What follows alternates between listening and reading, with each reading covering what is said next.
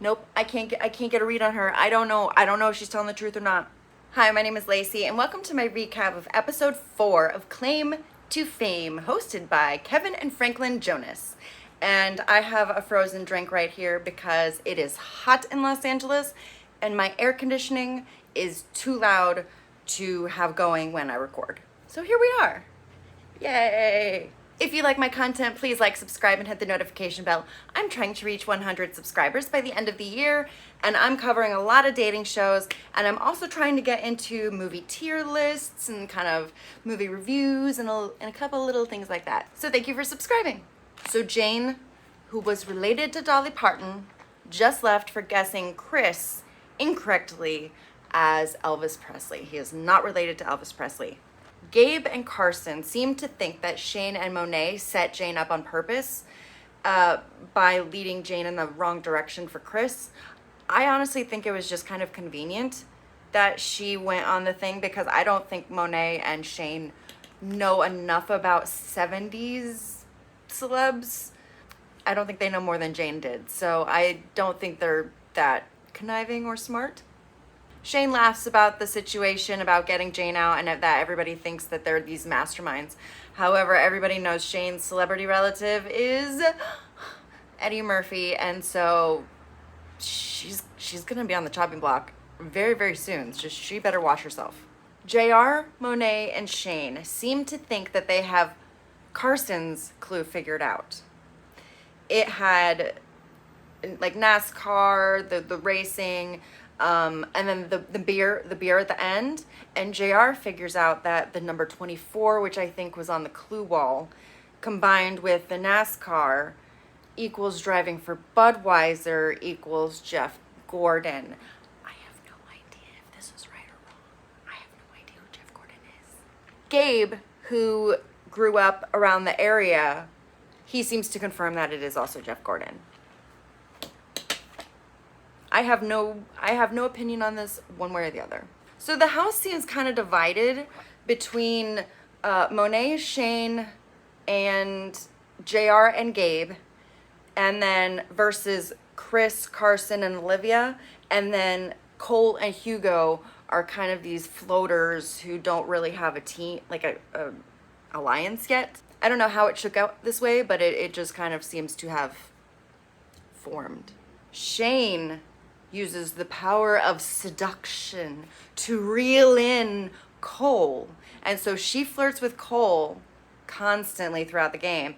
And so Cole's kind of giving a little something back. So Shane thinks that she has Cole hook, line, and sinker in her back pocket.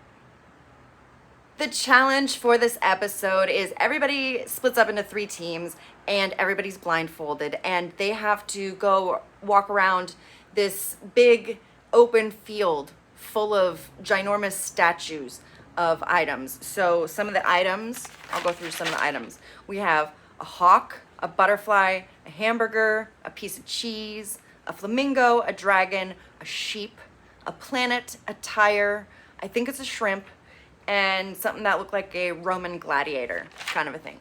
So those are all the big statues that are like sprinkled throughout this big lawn area. And everybody's blindfolded and they're split up into 3 teams. The teams are Cole, Olivia, and Hugo, Carson, JR, and Monet, and Chris, Shane, and Gabe. So those are the 3 teams. And so they have to walk around and try and feel the statues and try and guess as many clues as possible. And then whoever gets the most right is safe from elimination. Well, the team captain is safe and gets a clue. The losing team, who gets the least amount of statues correct, is up for the guesser. So the captain is definitely a guesser, and then that captain gets to pick one of the other people on the losing team to also be a guesser.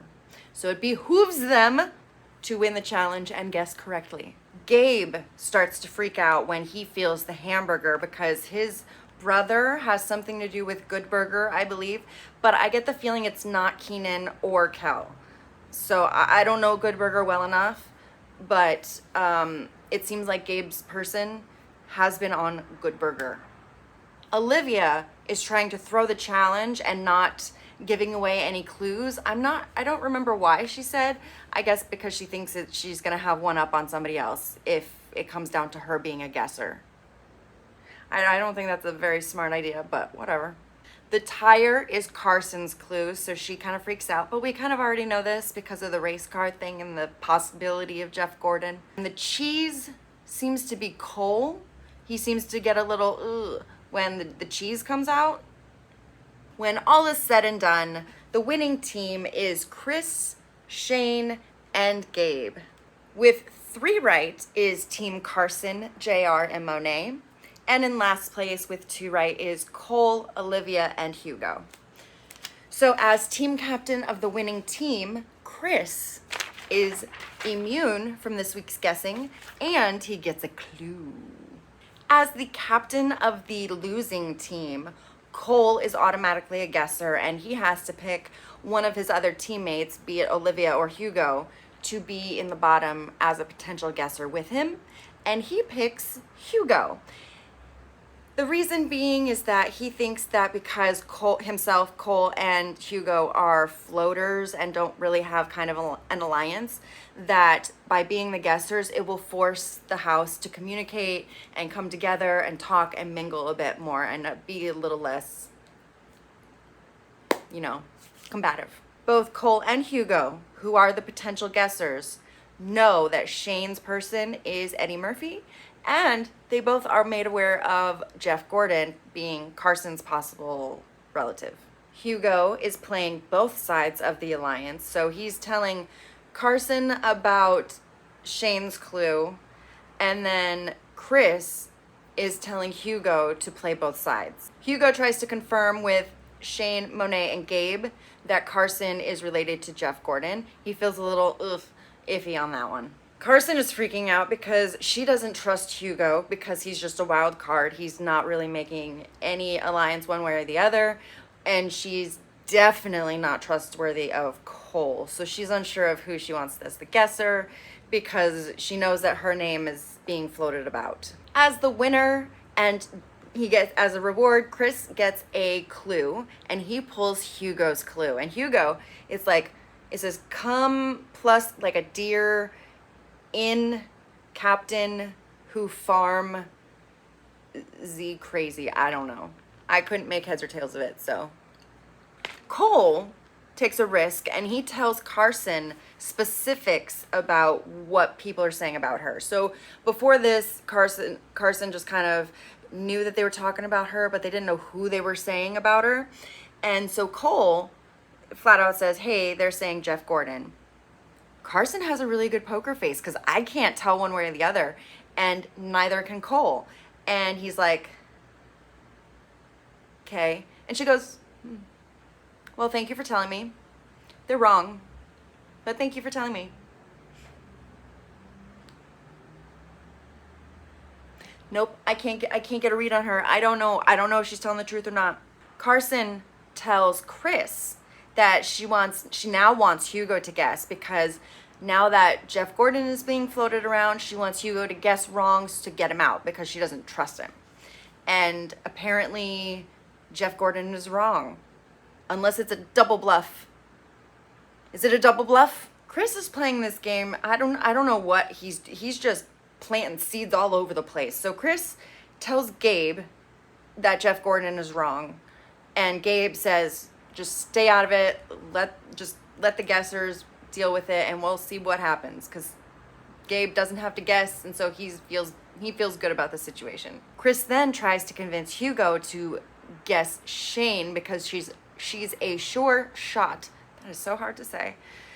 Shane is a sure shot for Hugo with Eddie Murphy, so Chris is trying to convince Hugo to guess her. So because Carson has planted the seed of doubt that Jeff Gordon is not her celebrity relative just because she has a great poker face. Oh. Nobody knows. Everybody's second guessing their choice. They don't know who to put in as the guesser, who is sure shot and who is not. So between the bottom two, between the two, we have Cole and we have Hugo as the possible guessers. And the members vote on Cole being the guesser. So everybody's feeling kind of like, oh, okay, this is interesting because everybody thinks he's going to go for Carson. However, Carson told Cole, that's also hard to say. Carson told Cole that Jeff Gordon was wrong. So who's he going to pick now?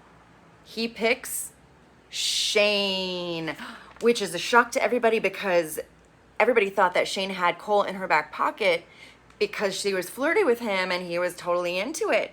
So everybody was really shocked that he was pulling her, and everybody kind of knew that Shane was done for because word is out and everybody kind of knew who her celebrity is. So Cole guesses Shane, he guesses Eddie Murphy, and Cole is correct and Shane is out of here. And they show a little video of Eddie Murphy and he's talking about his daughter and how proud he is of her, and it's very sweet. And Shane feels betrayed by Cole because she thought they were friends and all that stuff. And then Monet now has it out for Cole because she thought that Cole was part of their alliance, and she thought, and because her and Shane were very close, Cole betrayed Shane, so therefore by proxy offended Monet. So now Cole is on the chopping block. Drama! And that is the end of episode 4 of Claim to Fame. What did you think of this week's episode? Do you have any guesses about the new clues trickling in? Also, keep it to just what was in this episode. Please leave your comments down below on what you think, especially about Hugo's clue. I would love to hear your thoughts. Thank you for watching. I will see you next time.